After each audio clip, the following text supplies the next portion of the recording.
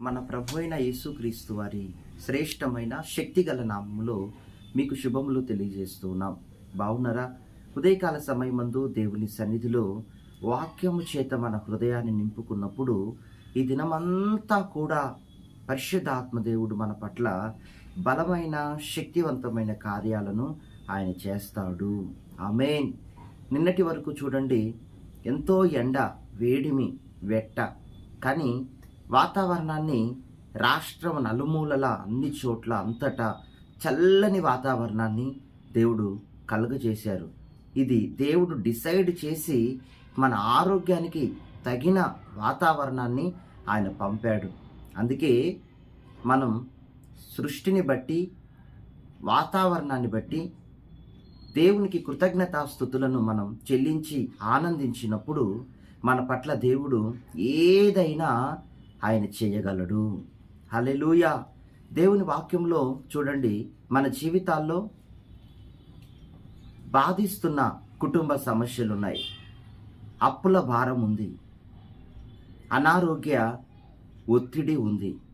అయితే వీటన్నిటిలో మనం జ్ఞాపకం ఉంచుకోవాల్సింది ఎవరిని? దేవుని లేఖనాలు ఏం సెలవిస్తున్నాయో చూద్దాం. రోమీయులకు రాసిన పత్రిక 10వ అధ్యాయం 12వ వచనం. ప్రభువే అందరికీ ప్రభువై ఉండి తనకు ప్రార్థన చేయు వారందరి ఎడల కృప చూపుటకు ఐశ్వర్యవంతుడై ఉన్నాడు. దేవుడే మనందరికీ ప్రభువై దారిద్ర్యతలో ఉన్న మనల్ని ఐశ్వర్యవంతులుగా మార్చుటకు ఆయన ఈ లోకానికి దిగివచ్చి ఉన్నాడు. దేవుడు మనందరికీ ప్రభువు. ప్రపంచములో ఉన్న ప్రతి మానవాళికి ఆయన దేవుడు, రక్షకుడు, ప్రభు అయి ఉన్నాడు. అందుకే దేవుని మనం స్తుతించాలి, దేవుని మనం ప్రతి సమస్యలో జ్ఞాపకం ఉంచుకోవాలి, దేవుణ్ణి బట్టి మనం ధైర్యం తెచ్చుకొని ముందుకు సాగాలి. ఎందుకంటే ప్రపంచ మానవాళికి ఆయన రక్షకుడు, దేవుడు, వాగ్దానాలు నెరవేర్చేవాడు, సమీపముగా ఉండే దేవుడు. ఏ భాషకు, ఏ కుటుంబానికి, ఏ మతానికి, ఏ దేశానికి చెందినవారు కాదాయన. ప్రపంచ మానవాళికి ఆయన అందరికీ ప్రభువై ఉన్నారు. ఒకవేళ మీరు క్రైస్తవులై ఉండొచ్చు, మీరు ఒకవేళ క్రైస్తవేతరులై ఉండవచ్చు, కానీ మీరు ఎవరైనా సరే దేవుడు, రక్షకుడు మనకు ప్రభువై ఉన్నాడు. మనందరినీ నడిపించు ప్రభువై ఉన్న దేవుడు. ఆయన ఈ ఉదయకాలం నీతో మాట్లాడుతున్నాడు వాక్యము ద్వారా.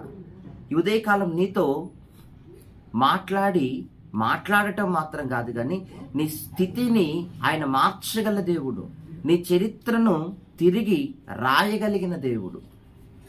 ఆ దేవుని ఎదుట మనలను మనం తగ్గించుకొని, ప్రభువా నా జీవితంలో నువ్వు ఏదైనా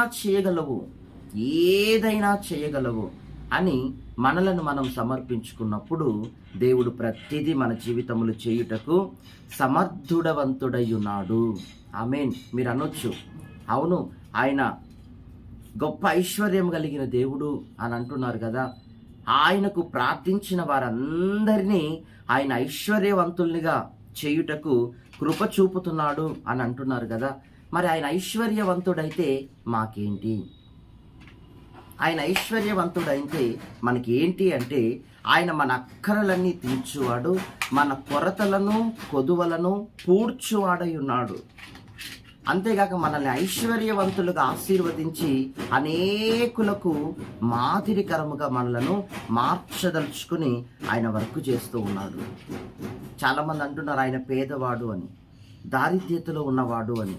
అవును, దారిద్రత అనే అవతారం ఎత్తి ఆయన ఈ లోకములో మనల్ని ఐశ్వర్యవంతుల్నిగా చేయటానికి ఐశ్వర్యవంతుడే దారిద్ర్యునిగా ఆయన ఈ లోకానికి దిగి వచ్చాడు. ఆయన ఐశ్వర్యవంతుడే.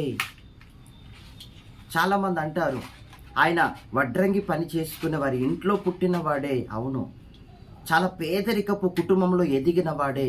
అవును, కానీ ఎందుకు అనంటే దేవుడు మనల్ని ఐశ్వర్యవంతుల్నిగా చేయడానికి, మనల్ని ఆశీర్వదించి గొప్ప చేయడానికి. దేవుని వాక్యం సెలవిస్తుంది, ఐశ్వర్యవంతుడైన దేవుడై ఉండి మన దరిద్రతను మార్చుటకే ఆయన వచ్చి ఉన్నాడు.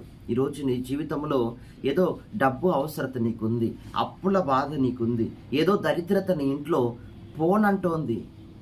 నువ్వు ఎంతగా ఎన్ని ప్రయత్నాలు చేసినా, ఎన్ని సలహాలు పాటించినా నీ దరిద్రత, కుటుంబంలో ఉన్న పేదరికము, కొరత, కరువు పోనంటోంది.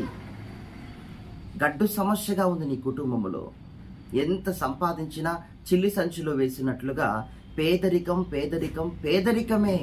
కానీ ఈ ఉదయకాలం దేవుడు నీతో ఏం మాట్లాడుతున్నాడంటే, నువ్వు ప్రార్థించే వ్యక్తివైతే, దేవా నా స్థితిని మార్చు అని నువ్వు ప్రార్థిస్తే, దేవుని ఆరాధించే అనుభవంలో ఉంటే, క్రమక్రమంగా దేవుడు నీ పట్ల చేయాలనుకున్న కార్యమును దేవుడు చేసి ముగించుటకు నమ్మకమైన దేవుడు.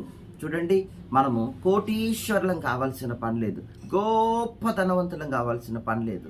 అప్పులన్నీ తొలగిపోయి మన అక్కరలన్నీ తీర్చబడి మనం దేవుని ఆరాధించి స్తుతించి దేవుని మందిర సహవాసంతో అంటబడితే చాలు, అంటు కట్టబడితే చాలు, ఇక సమస్త విషయాల్లో దేవుడు మనలను ఐశ్వర్యవంతుల్నిగా తీర్చిదిద్దగలడు.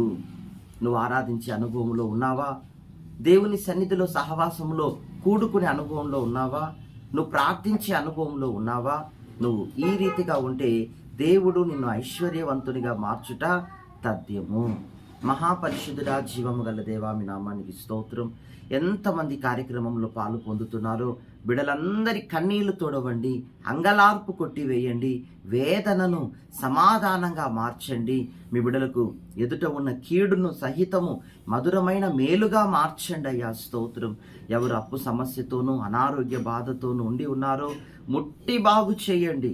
సమస్యల నుండి, పేదరికము నుండి, కరువు నుండి విడిపించండి మీ బిడ్డల్ని. అందుకొరకే మీరు దారిద్ర్యత అవతారములో అయ్యా ఈ లోకానికి వచ్చి ఉన్నారు. మీరు ఐశ్వర్యవంతుడే, కానీ మా దరిద్రతను తొలగించుటకు మీరు ఐశ్వర్యవంతుడై ఉన్నారు. స్తోత్రం. మిమ్మల్ని అంటిపెట్టుకొని మిమ్మల్ని ఆరాధిస్తూ మీ నామం పేరిట ప్రార్థిస్తూ సహవాసములో కూడుట మానక మేము మిమ్మల్ని హత్తుకొని జీవిస్తూ అంటకట్టబడుటకు సహాయము చేయండి. నీరు కట్టి ఫలింప చేయండి. గొప్పగా ఆశీర్వదించండి. మీ నామ మహిమను మాకు అనుగ్రహించమని యేసు నామములో ప్రార్థిస్తున్నాం తండ్రి. God bless you. దేవుడు మిమ్మల్ని రీతిగా ఆశీర్వదించునుగాక. ఆమేన్.